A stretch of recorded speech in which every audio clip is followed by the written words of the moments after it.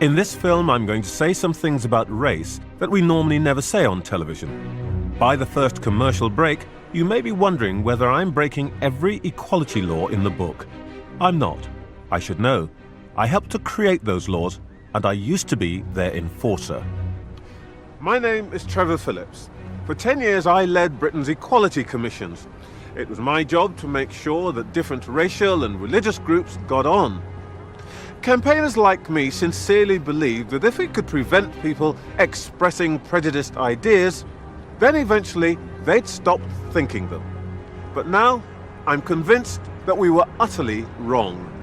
In a world riven by racial and religious strife, some things are just too important to be left unsaid, even if they might offend people. So in this film, I'm going to say some of the things that we once told you were forbidden. And I know that in the next 5 minutes, some of you will be saying, I don't care what colour he is. He's being totally racist.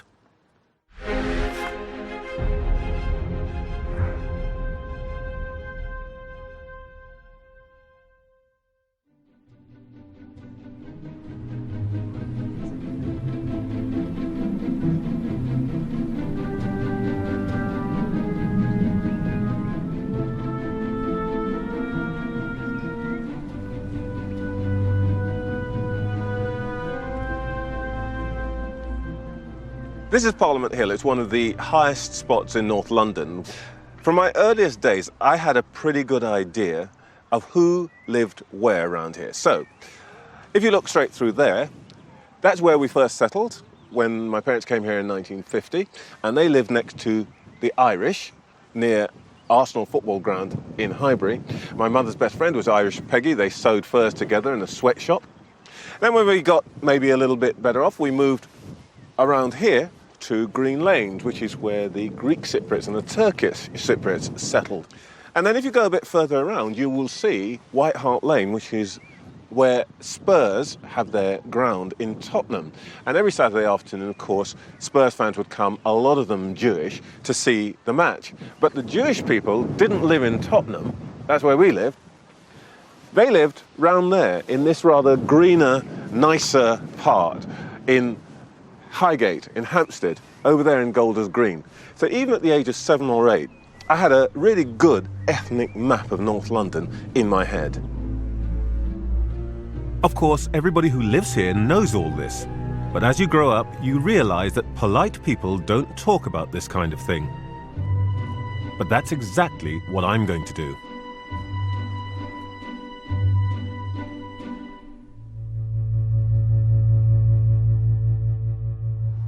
Yes, it does say what you think it says, and I know nobody usually says that out loud. But is it true?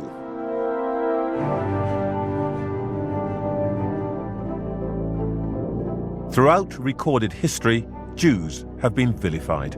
Anti-Semites accused them of amassing great wealth and of sinister influence.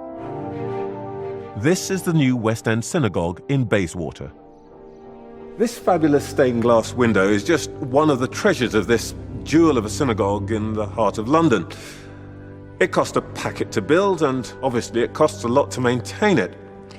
But from the start, the congregation has been able to call on the wealth and the devotion of its most successful members.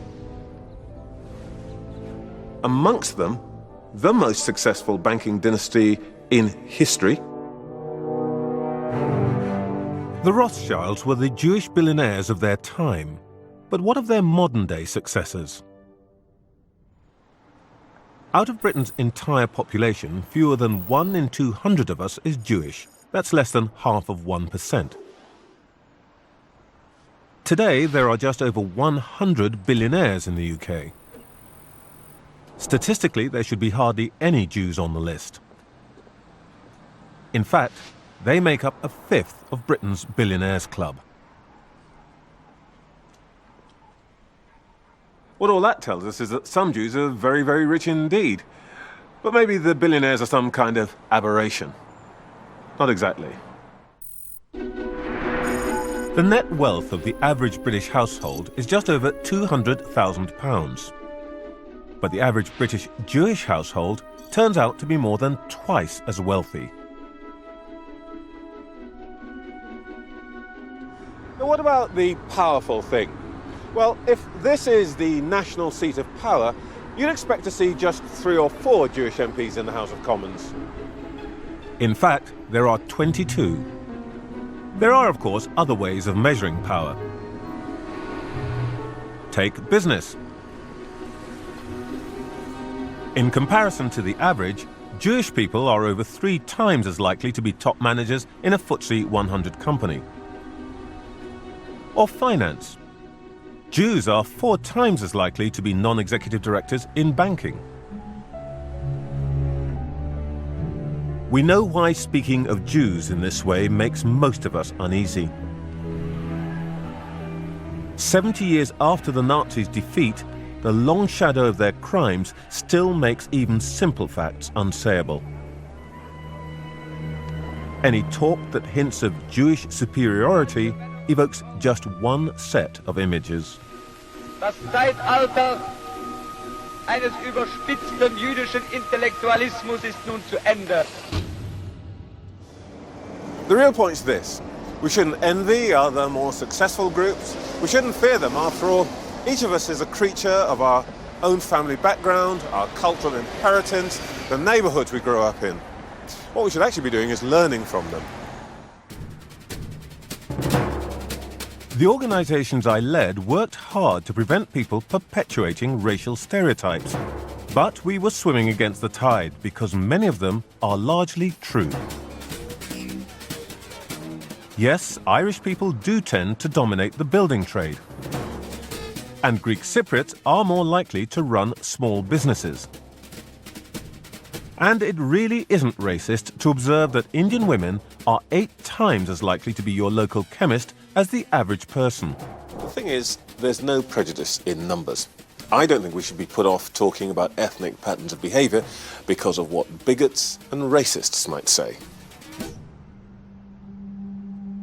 Of course, even positive stereotypes can make some people feel a bit uncomfortable. But things get really explosive when you ask who's committing which crimes.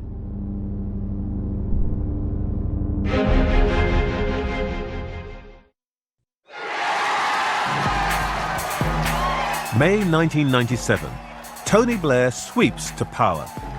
Part of what was supposed to make New Labour really new was its enthusiastic embrace of multi-ethnic Britain. But we can't be a beacon to the world unless the talents of all the people shine through. When the Blair government asked me to lead the Commission for Racial Equality, both to them and me it seemed a crucial role. And I had, in some respects, had a lifetime's preparation.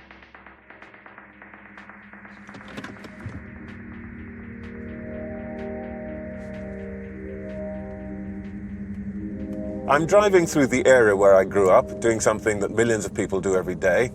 It's a kind of unofficial motoring offence called driving while black. I've managed it in a Citroën Diane, in a Mazda, in a Volvo, and even in a Jaguar, some sort of social mobility record, I guess. Nothing wakes you up to your colour as sharply as being stopped and hearing the words IC3, which is cop talk for black, coming at you back through the police radio as they check that you haven't stolen your own car. It's the kind of thing that's convinced people like me, black Britons, that if you're going to be stopped by the police, they're going to regard you as a potential criminal.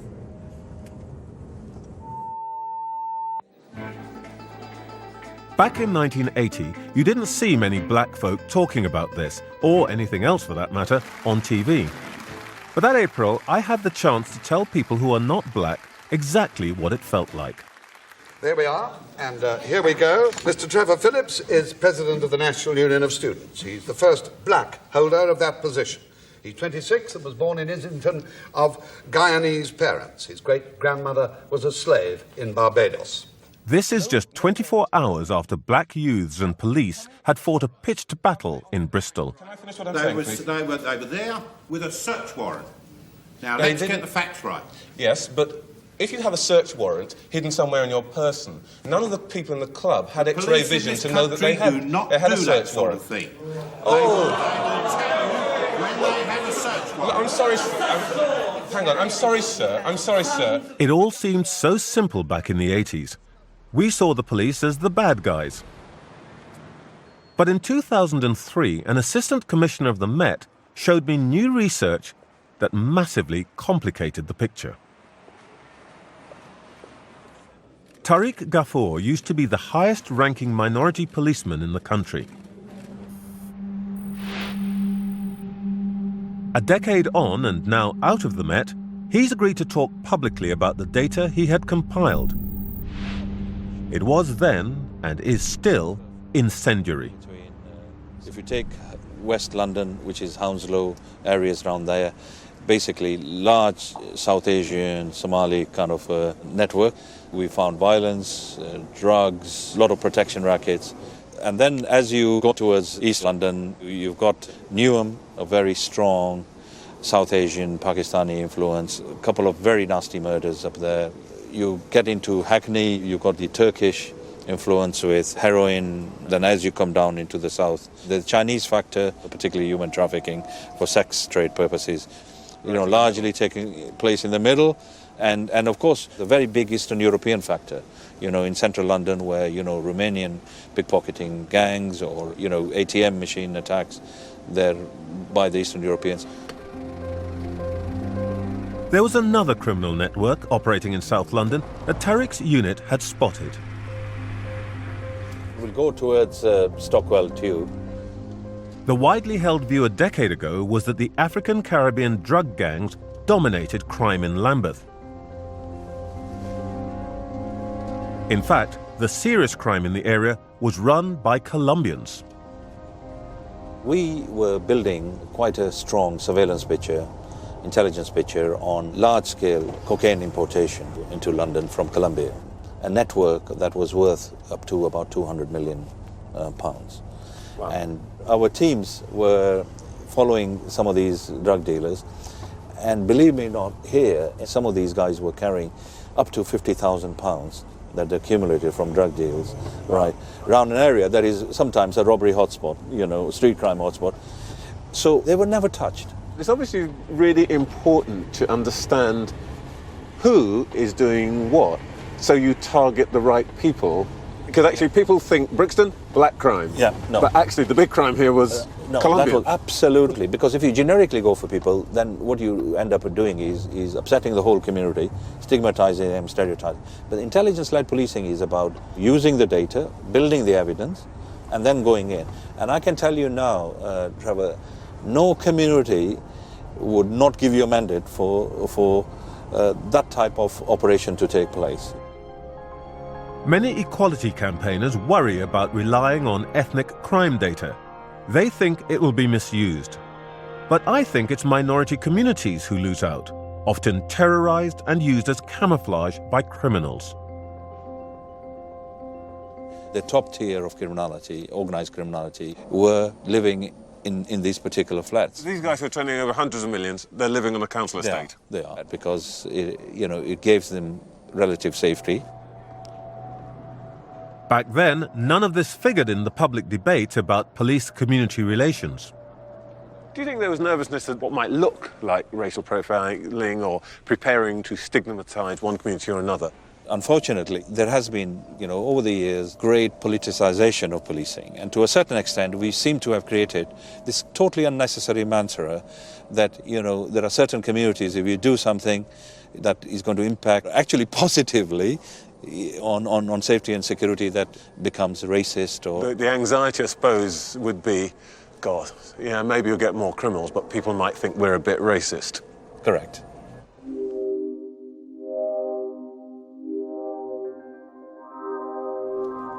The idea that different groups really do commit different crimes may sound like a racial slur, but it's true. Let's take pickpocketing in London. Here's the number of arrests the Met made for that offence in 2012. Of those, over a third were from a single group, Romanians. Some people would say it's dangerous to pick out Romanians in this way. Experts call it racial profiling and worry that it encourages the police to discriminate. But would it still be racist if we could accurately say something similar about other ethnic groups? Consider black people in England and Wales. They're over twice as likely to be sentenced for violent crime than the average, and over 6 times more likely to be sentenced for robbery. And white Britons? Well, alcohol-fueled crime seems to be their speciality. None of these statistics tells us why they're true, but they are. I don't think we should be shy about trying to find out what they mean. But even some of my best friends would say that way lies madness. Simon Woolley is a long-time equality activist. Together we waged a successful campaign on Stop and Search.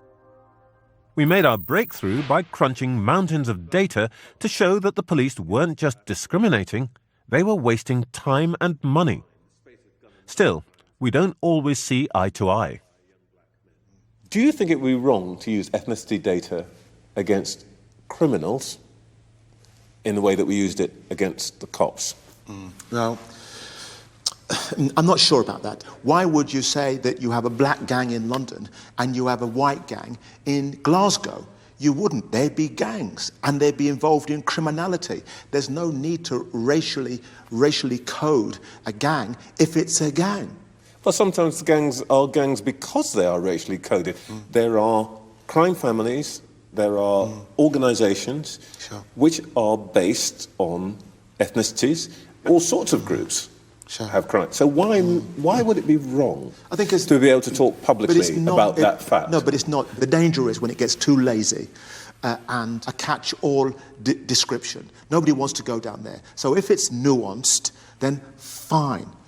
But if it's this headline, you've got to do something about black gangs, it's dangerous. You know that, and I know that. Sure, we can't control newspapers, but my point is, the longer we keep sort of soft-peddling this and pretending that it's not really true, the more we keep sort of fuzzing these things, the harder it is to tackle. And the more these things become myths.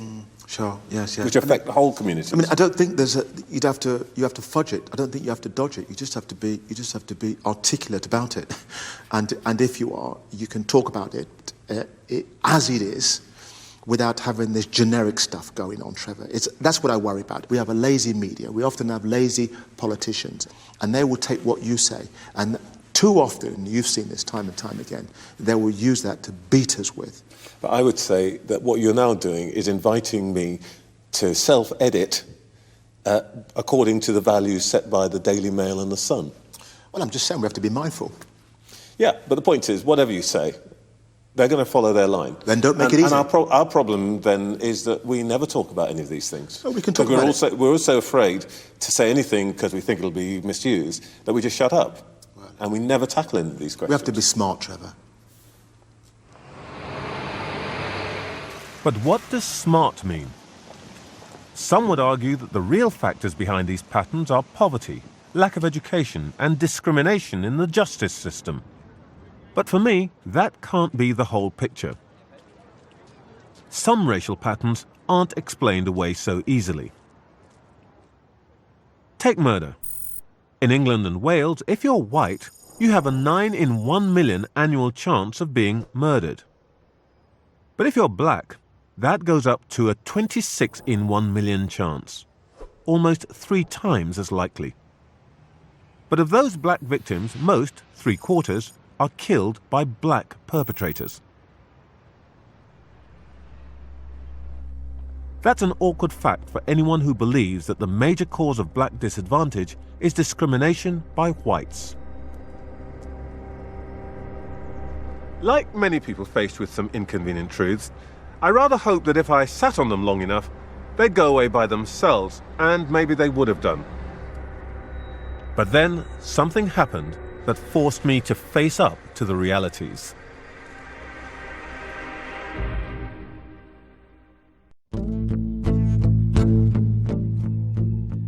By 2005, it felt as though we'd gone a long way to changing Britain.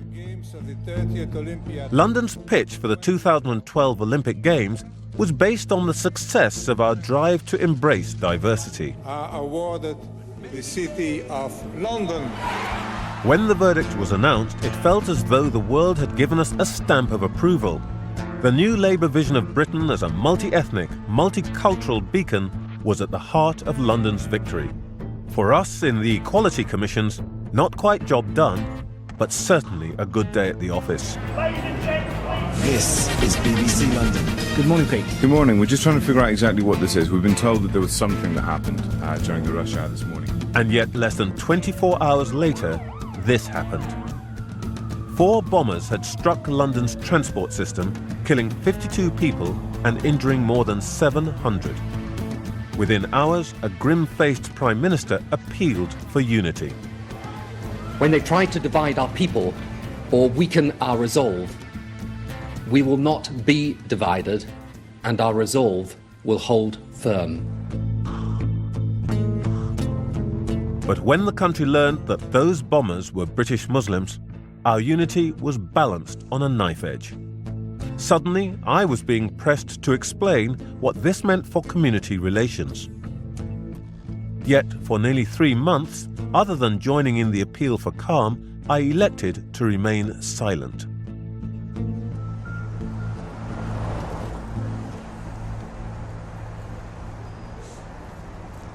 The truth is, I was stunned by what had taken place here.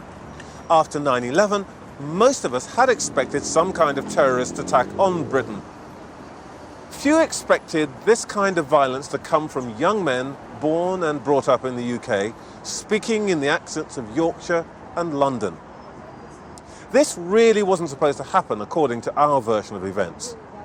So what had we all missed?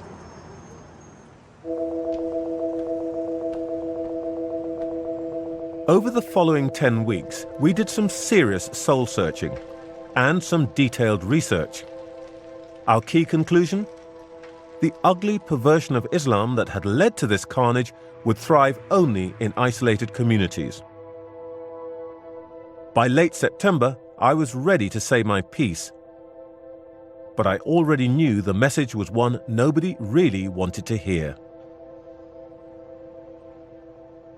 The aftermath of 7/7 forces us to assess where we are. And here is where I think we are.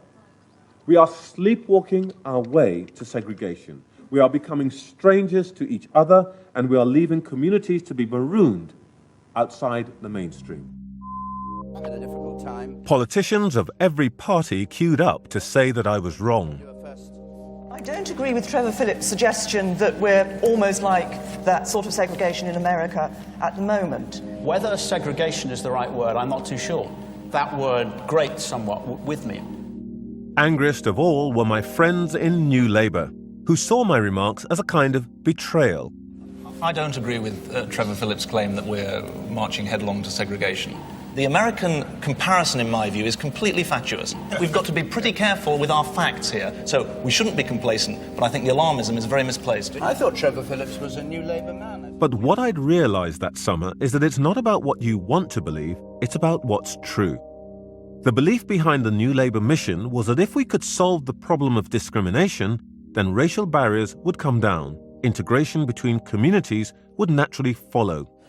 The man up there at the back. But we'd reckoned without human nature. Left to themselves,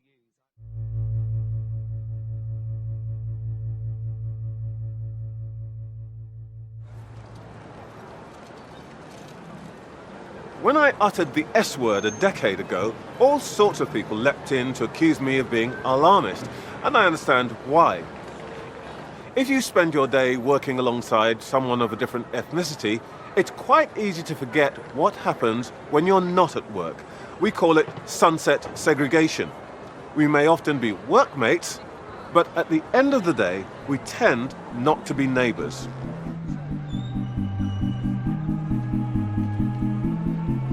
This is Leicester, one of the country's first majority-minority cities. The city's leaders are incredibly proud of the fact that they've become the poster boy for multicultural Britain. But the daily exodus that's about to take place tells a very different story. Take any bus home from the city centre and your colour's likely to be a clue to your destination. Here are the parts of Leicester which are over 2/3 British and white. And here are the areas that are around 2/3 British and Asian. East or west, it looks like you're heading to a segregated district. You'll find similar patterns in cities across the country. During the sleepwalking to segregation controversy, one key New Labour figure did not join in the condemnation.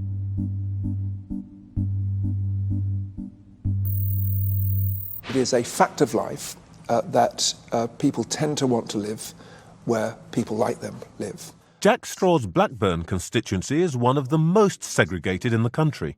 If you got out a map, I could say the people in that area come from this part of India, the people in that area come from another Indian area, but not very far away, by the way, and this is a Pakistani area, and these people come from here, and these people come from there. I knew from the age of 7 where the Irish lived, where we lived, where the Turks lived and so on. But we are not comfortable talking about this, are we? Well, there is a sort of polite society in which people aren't comfortable about talking about this. But I think that in politics you have a responsibility to get things out in the open. I am concerned about the effect of people living wholly separate lives, of course, but you can't direct where people live. Why do you think that there is essentially such a silence on these questions? I think a lot of white politicians are nervous about this. They lack confidence about what their views are and think that somebody will criticise them if they come out with them. Somebody will call them racist? Racist or some nonsense like that.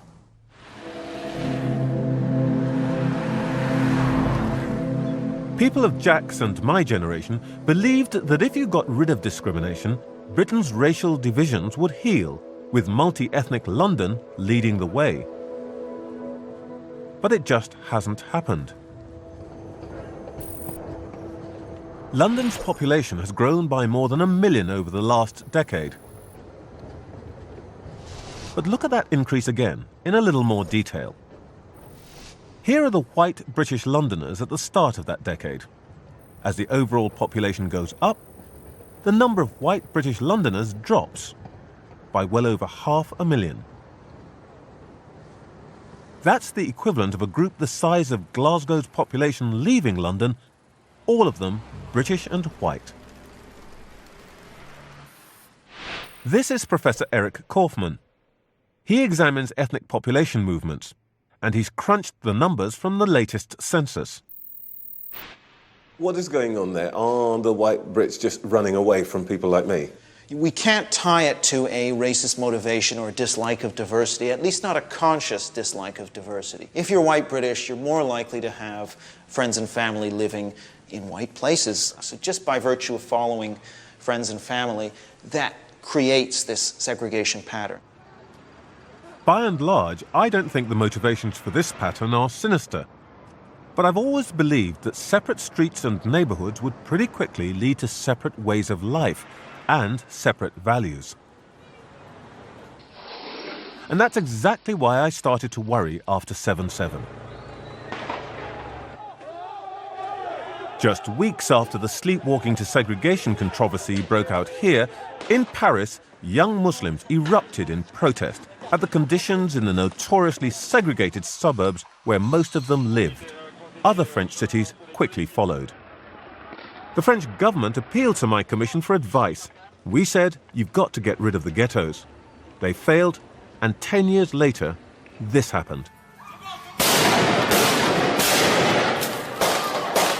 Young Muslims from the suburbs wreaked havoc on the streets of Paris, leaving their nation in crisis. Segregation alone didn't cause this terrorism, but I think it's one of the conditions that allowed it to thrive.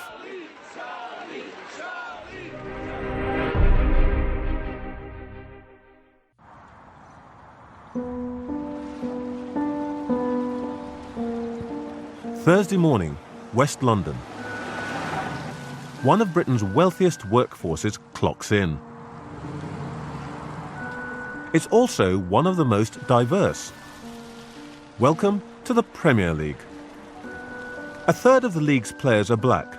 Over 50 nations are represented. But the game is far from being a model for multicultural Britain. Meet Les Ferdinand, one of the dominant players of his generation, and a key figure in the most talked about racial incident in recent football history. A clash that involved his cousin. Breaking news on John Terry. Former QPR defender Anton Ferdinand thought he was on the end of a racially charged tirade. John Terry maintained he was quoting back a racist slur, indignant that he had been misheard. British media organisations circulated the slowed down and magnified footage of the incident, allowing the nation's lip readers to get to work. Okay, here we go.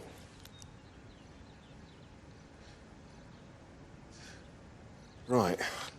What was your view about John Terry? I suppose it was disbelief, really, that the England captain would use language like that on a football field or anywhere, in fact. How do you feel that the game handled it? Terribly, and I think it's a situation that could have been put to bed quite quickly. And when you look at the game and you know, the disproportion of black coaches in the game, maybe they're not actually saying what John Terry said, but are they thinking it? Because I have to believe that. Well, that brings me to a sort of key point, which is really about you. You're a distinguished footballer. You had a great career, international. You're respected in the game. How many times have you been tapped up to be considered for a first-team coach? Since I retired from football, once. Once? Yeah, once. When I came out of football, I spoke to the then chairman of Bournemouth. So, in the 7 years since you've retired, you've been talked to about a management vacancy once, and that by an owner who himself was not white. Yeah, that's right. That tells a story, doesn't it? It does. If I look at the newspapers, there are millions of stories about what John Terry might have said to Anton Ferdinand. There's almost no coverage on the question, why isn't Les Ferdinand a manager? And there are other players like yourself, black players. None of you is a first-team coach. It seems to me that the priorities there are just completely wrong.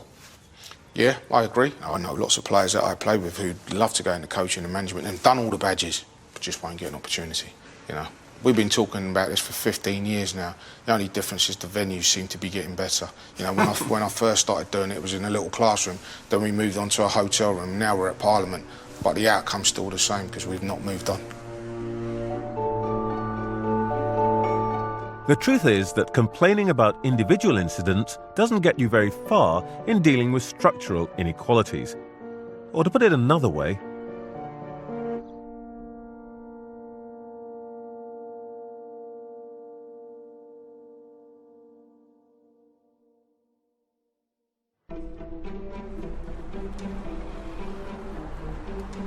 it's no wonder that progress on racial equality can seem so slow. Too often, we've aimed at the wrong target, and even when we do pick the right one, we've frequently used the wrong weapons.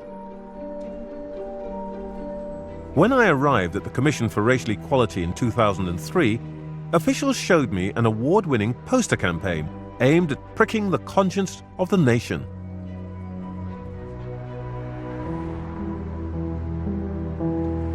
Admen and anti-racists alike were thrilled, and I was about to bung another £1 million on a campaign just like this one, until I saw the results of research into its impact that I'd commissioned. In fact, it had seriously misfired. Our research showed no evidence that it changed a single racist's mind. But what it did achieve, however, was to make many white people feel that they were being accused in the dock for something they hadn't done.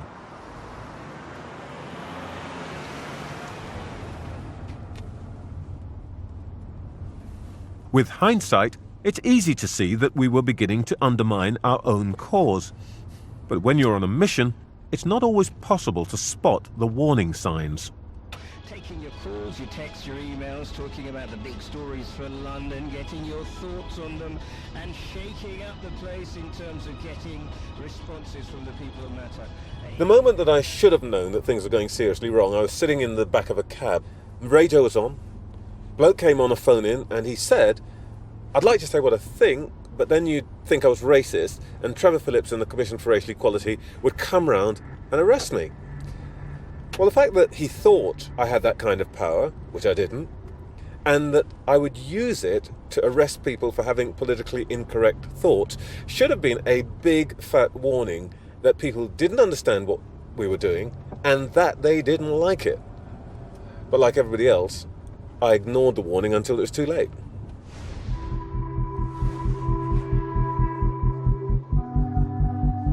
It isn't easy to say exactly when I knew that we needed to stop and take stock if we were to get our equality mission back on track. But I do know that what started as a few nagging doubts turned into a certainty that the rules of the game had changed, and not entirely for the better. The organisers of this tournament say that over 500 million people worldwide play the game, and you can see the diversity represented here. Of course, on the board, only two colours matter, black and white. And according to the laws of chess, they carry equal status and equal weight. The laws of race relations are somewhat different, and from the time I was a child, I knew what those laws were. 1, all blacks are alike. 2, all blacks are inferior. 3, all blacks are required to be subordinate and to know their place. Today, few children, black or white, would accept those rules. Martin Luther King's vision changed the way people thought about race and gave the world a new ideal. But history shows that a noble set of aims just isn't enough. There's always a risk with great reform movements. We start with good intentions, we turn those into a set of informal laws, and then they become dogma. Revolutions have a way of getting out of hand. What starts as a march of liberation can end up with thought control, and worse. Unwittingly, I think we gave birth to an ugly new doctrine.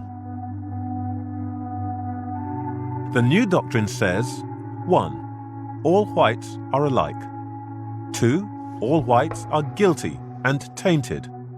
3, no white person should ever criticize someone who's not white.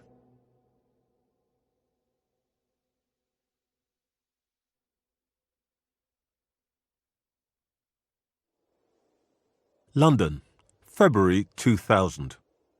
Victoria Clembier, an 8-year-old Ivorian girl, starved and tortured allegedly because her guardians thought she was possessed by demons. Rushed to hospital in a critical condition, Victoria eventually died of 128 separate injuries. The inquiry that followed blamed poverty, miscommunication, and incompetence. But for me, one thing came through loud and clear.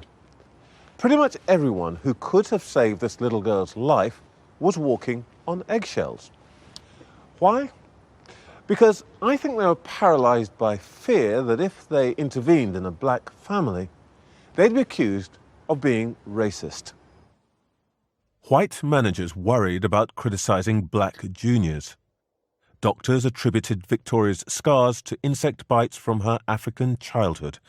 Social workers saw the child's terror of her guardians as behavior typical in black families. Everybody said they cared. And still, she died. Rotherham, 2003. When people are saying in Rotherham they didn't know what was going on, I can believe them because I didn't know what was going on. It was a bolt out of the blue. That summer, the then MP for Keighley, Anne Cryer, was visited by a delegation of local women. What they told her left her aghast. I had 7 mothers of 7 girls who were being groomed from school. These lads were waiting for them outside the school gate, and they flattered these girls, and the girls went along with it. How old were they? Oh, they were only about 12 or 13, very young. And this was the problem that their mothers had. They knew that there was sexual activity with girls who were underage. Not entirely, but nearly always, the gangs are from the Mirpuri Pakistani community. And these 7 women were saying, it's not fair, we've told West Yorkshire Police about it, we've told social services about it, and no one will do anything. I mean, friends of mine in the Labour Party, they'd known about it for years, and had never mentioned it to me. Did you feel sort of, in any way, politically inhibited from talking about this? Yeah, I did, actually. It was difficult for me to make these arguments without being called a racist. I just couldn't interest either Bradford Social Services or West Yorkshire Police. And it was very distressing for me. So the last resort was to go public. Revealed, the teenage girls being groomed for underage sex. The accused men are Asian, the girls are white. The suggestion that men are seeking out schoolgirls for sex would be controversial in any community. But the claims about what's happening here in Keighley are particularly incendiary. Andrew Norfolk is now the chief investigative reporter for The Times. When he first heard about this story, his liberal angst kicked in immediately. My reaction was, how on earth do you cover this story? Because it's the dream story for the far right. I as a journalist, wrote a simple story, a single story, and moved on and hoped it wasn't true.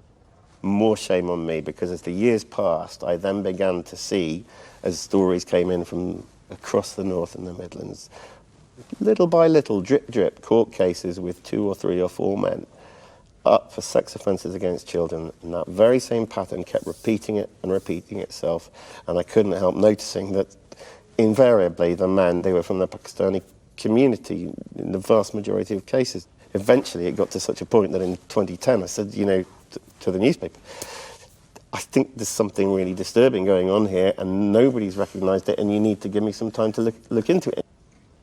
We'd run our first story about this hidden crime pattern in January 2011. And I'd steeled myself for the inevitable accusations that would come. Did you think people were saying, this bloke Norfolk, he's a bit of a racist? Well, they were. I read articles, I read comments on various social media networks. It was quite strange and deeply unpleasant to get to the age of 45 and for the very first time in your life be accused of being racist. This is a story about what happens in a climate where people feel it's far too difficult to speak openly about race. Both Anne Cryer and Andrew Norfolk would regard themselves as liberal-minded people. Yet they were vilified for saying something that liberal Britain just didn't want to hear. And once the truth was out, you'd think that the first thing to do would be to make sure that vulnerable children knew that they were at risk. That's why, in 2008, child protection chiefs commissioned this film to warn young girls of the dangers they faced.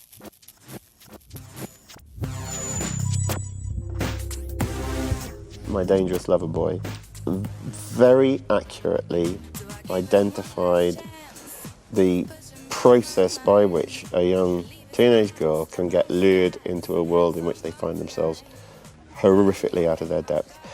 It had a young girl, maybe, what age would you guess from seeing her? 14 years old, 15, maybe? 15. Come on, baby, do you want me? Boy, don't you lie to me. Full of adolescent frustration at the limits in her life and wanting to break bounds. A good-looking boy, a good few years older, but still a young man, maybe, early 20s, should we say? Wanna come for a ride?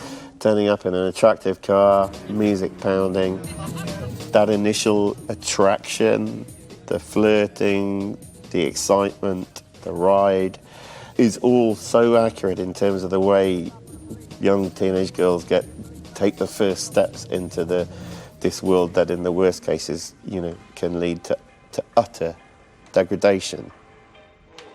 It's all right. It's okay. But however accurate the film was, there was one problem. It was never shown to its target audience. What I was being told by the people on the ground who had been involved in making that film was that the single most important reason why that film has not been shown in schools is because the main groomer and abuser was an Asian man. And that was unacceptable. There was a terror of treading into what was seen as a cultural, ethnic minefield. A second film was circulated, however. My men, all right. Look closely. It's not that hard to see the difference. I'm Lauren. Oh, come in, Lauren. Nice to meet you. He's a white teenager as opposed to a 20-something Asian. He's a lad barely a couple of years older than the girls involved. You have a cast that is all white or African Caribbean, and no Asian men to be seen, as far as I can remember, in the entire film. Between 1997 and 2010, there were 17 court cases linked to the Group Street grooming exploitation of young girls. Those cases led to 56 men being convicted. 3 were white. More than 40 were Pakistani heritage Muslims. Altogether, they abused over 200 victims. And the numbers are still growing. We've just had a report earlier this year in Rotherham, an independent inquiry that has said in a town whose Pakistani community is less than 5% of the population, 1,400 predominantly young white teenage girls have been groomed and sexually abused, and the overwhelming majority of men involved in that were of Pakistani origin. That's a pattern that's been repeated in Bradford, in Leeds, in Manchester, in Blackburn, in Rochdale, in Preston, in Blackpool, in Derby, in Nottingham, in Birmingham. There are reasons why that has happened. I wonder if at the heart of this was a mistake that we all made, that we gave people a kind of cultural exemption from normal, reasonable, decent behaviour. Yeah. I think you're right, yes. I mean, because if you pretend it's not happening, as many people in Rotherham did, then you go down the road of condoning it. You're actually saying, this is all right, because it's what they do in that community. Well, it's not. It's not all right. Hello, very nice to meet you. Hi. Good to see you. Windy but sunny. Good to see you. Thanks for all the help you're giving. Good to see you. It's very nice to 2010. Tony Blair's left the stage. Very nice to meet you. How are you? His successor, Gordon Brown, is out trying to win over hearts and minds on the election trail. Hat on for the wind, eh? Hello. But the tectonic plates are already shifting. Good to see you. Even some of Labour's own supporters are having doubts about multicultural Britain. Enter Gillian Duffy. But all these Eastern Europeans what are coming in, where are they flocking from? A million people come from here, about a million people. It's a disaster. What did she say? Everything. She's just this all bigoted woman. Said she used to be Labour. The episode helped to lose Labour the last election. You said a bigot, and we want to know your response to that. You're joking. But actually, Gordon Brown wasn't the first to dismiss this kind of doubt. As far as I can see, there's a bunch of, well, fruitcakes and loonies and closet racists, basically. With hindsight, it's clear that none of the political elites saw the wave of protest that was building. Last year, it broke on our shores.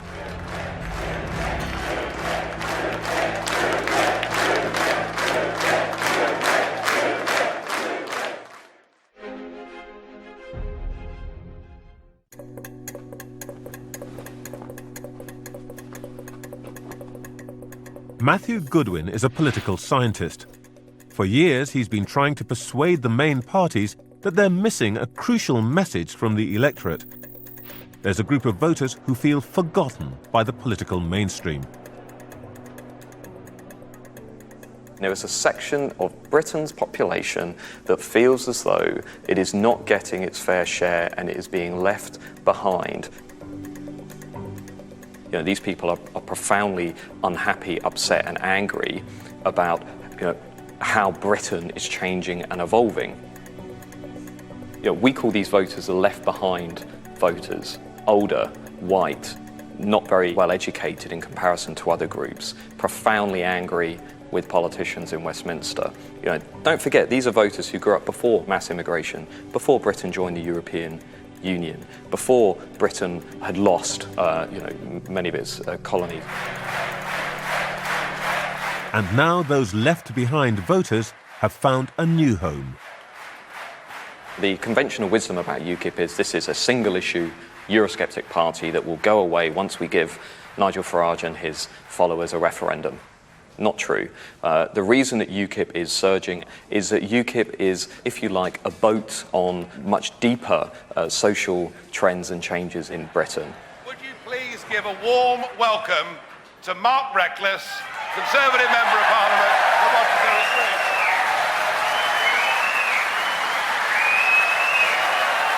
UKIP has thrown British politics into turmoil. As the mainstream parties shed members, their grassroots base is growing rapidly.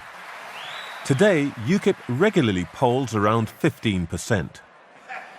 Today, I am leaving the Conservative Party And they now have 2 members of Parliament. This is astonishing. I've been going to party conferences for 30 years, and I don't think I've seen anything like this. This is passion unbridled. It's what every other political party at the moment has to manufacture and get spin doctors to work out. Actually, these guys really believe it. The problem is for British people, we always say we like passion, but I suspect that a lot of us would find this level of passion a bit scary. The conference delegates are a mixed bunch.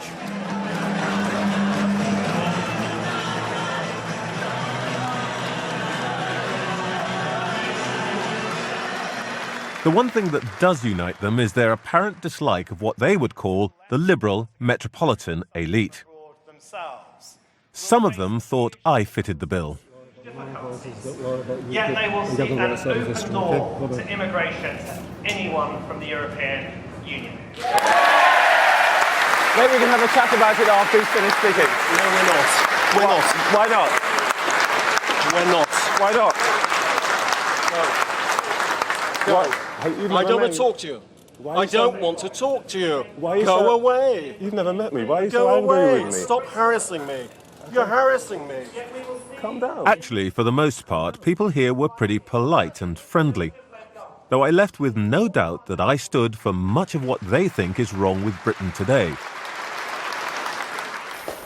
Hello, Trevor. Comrade, how are you? I made it just about. A little bit late. Coming to see you. How are you? In person, the leader of UKIP is disarmingly affable. Where have you been? They sent out search parties and everything. I know. I was delayed. He's kept us waiting, but he doesn't waste any time before setting out his plan to destroy 10 years' hard work. Do you think we've got too much discrimination legislation in this country? Yes. What would you get rid of? Much of it. And I think the situation that we now have, where an employer is not allowed to choose between a British-born person and somebody from Poland, is a ludicrous state of affairs.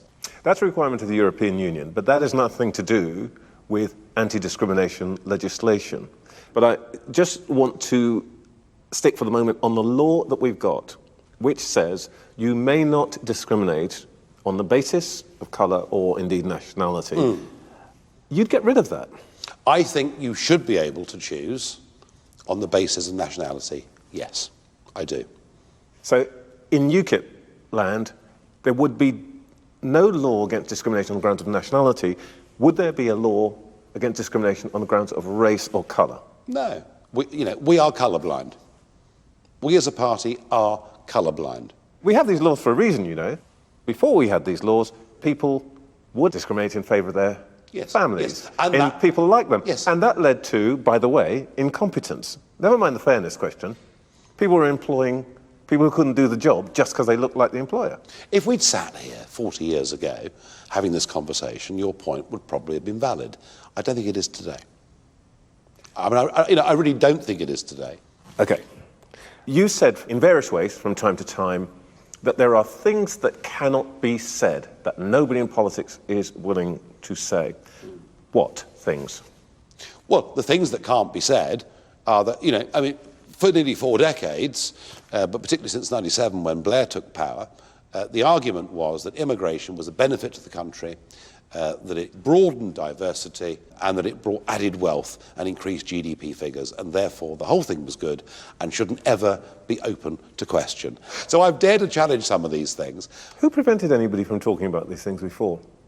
It's funny, I thought the problem was that a political class had become too close to each other, and that was really the problem that we had to crack.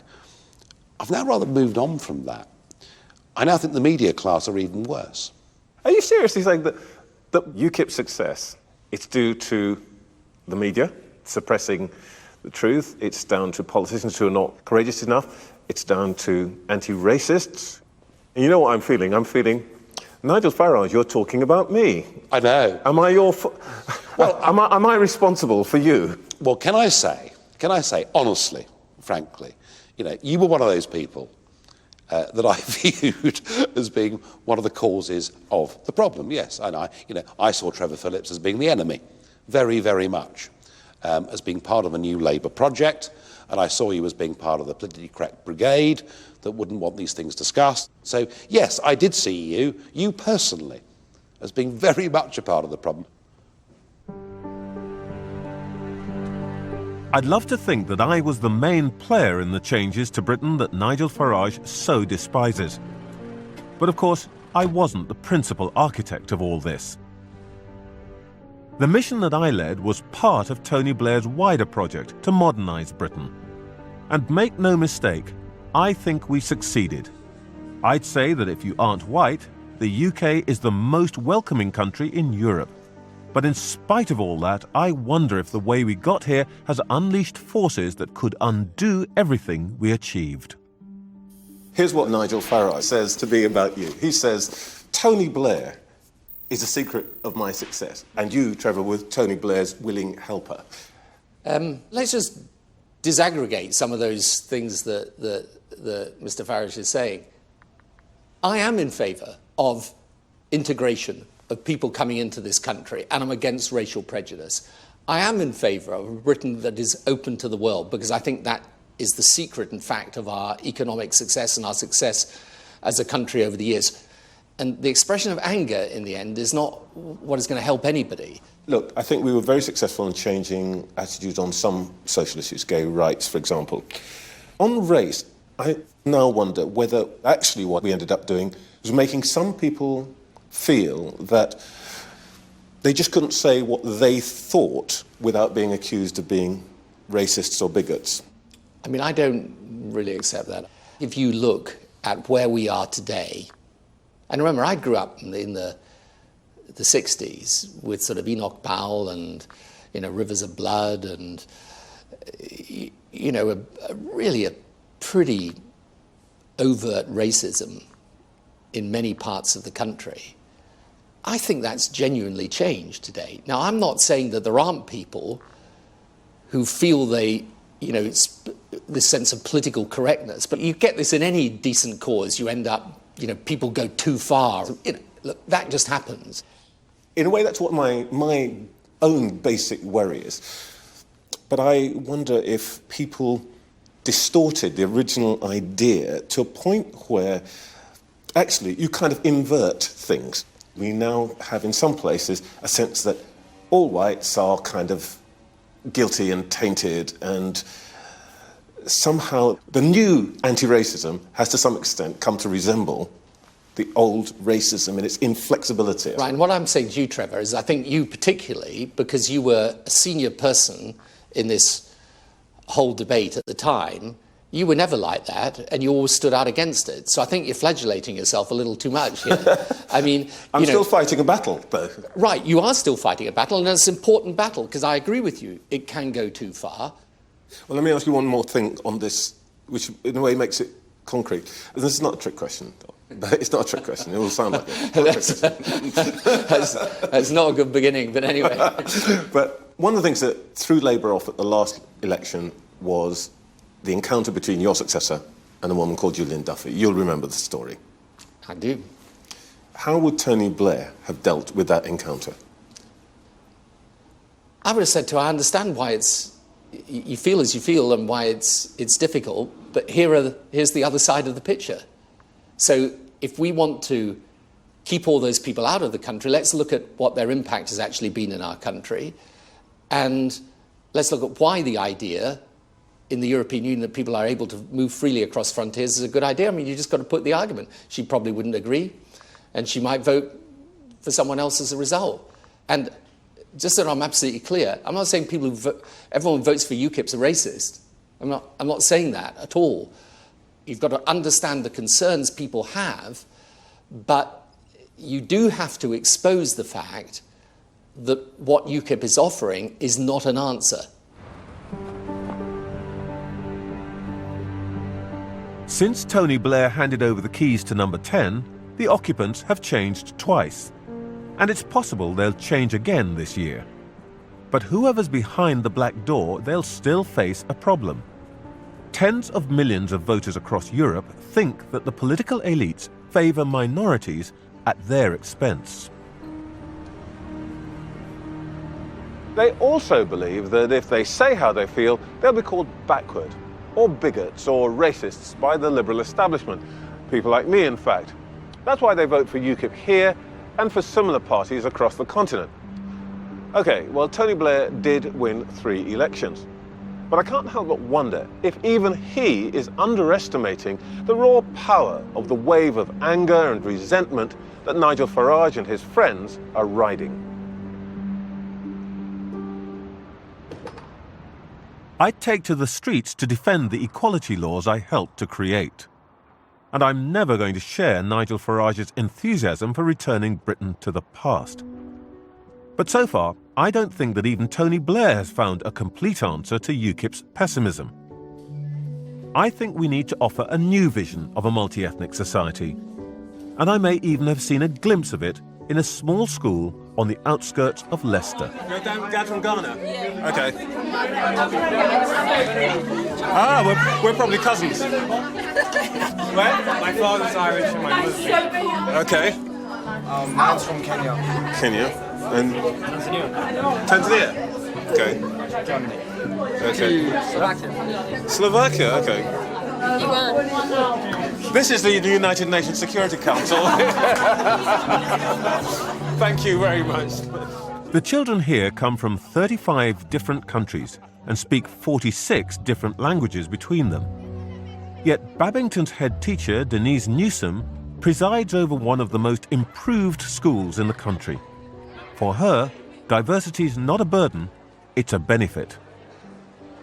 The data would suggest that our children who speak English as an additional language are outperforming other groups in the school. So that doesn't have to be one particular ethnic group, because our Asian children will do well, our Somali children do well, our Roma children are doing well. So the kids who speak a different language at home are outperforming everybody else? That's pretty astonishing. Newsom and her staff record the performance of every child meticulously. And that, I believe, is the secret of her success. She systematically analyses the data to know exactly which children need the most attention and when. Over the years, we have prioritised a range of groups. So when we had a big influx of Somali children, we prioritised them. When we had a big influx of Roma children, we spent a lot of time learning about their culture so that we could make a real difference here. And guess who's the priority now? Our focus this year is white British students, because we've, in a way, avoided doing that because we had all these new students, but actually they need a lot of input. It's a national issue. White British underachievement is a national issue. And there's the great irony. The very group that most resents this kind of ethnic monitoring, the people that Nigel Farage thinks have been forgotten by the elite, are about to start benefiting from it.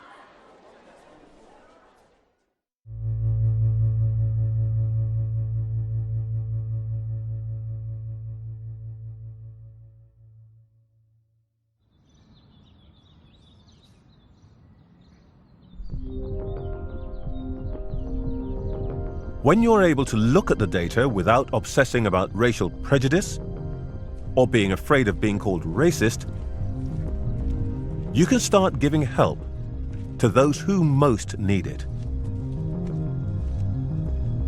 That's true equality.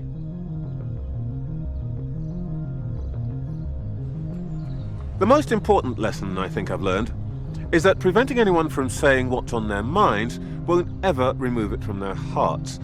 People need to feel free to say what they want to without the fear of being accused of racism or bigotry. It means that we're all going to have to become more ready to offend each other. But that way, we might save some children's lives, and we might protect others from abuse. And in time, finally, we can begin to see each other in our true colours.